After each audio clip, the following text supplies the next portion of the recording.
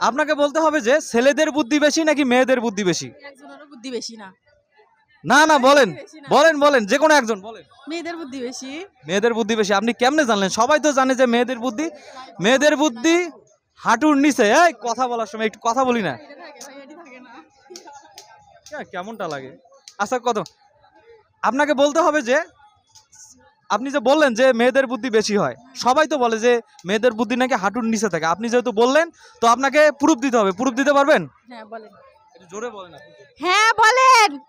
আচ্ছা ঠিক আছে, তাহলে ধরেন আপনি একটা গাড়ি চালাচ্ছেন, তো ওই গাড়িতে 5 জন যাত্রী আছে।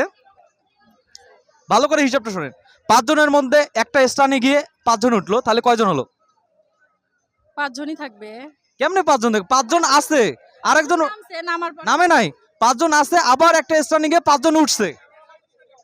5 5 কত হয়? 10 হয়। আচ্ছা 10 হলো, এটাই বলতে পারেন না।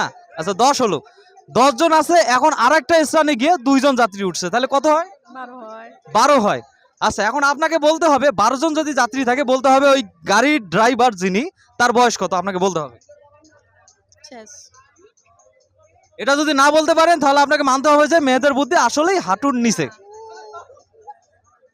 বলতে পারবেন না? না। কিছু একটা বলেন। হ্যাঁ 40। 40 হবে? আচ্ছা আপনার বয়স কি 40 বছর? তাহলে আপনি যে বললেন 40 বছর, আমি তো বলেছি ধরেন আপনি একটা গাড়ি চালাচ্ছেন, তার মানে গাড়ি ড্রাইভার তো আপনি। আপনার বয়স কত? 19 বছর। তাহলে বুঝতে পারলেন?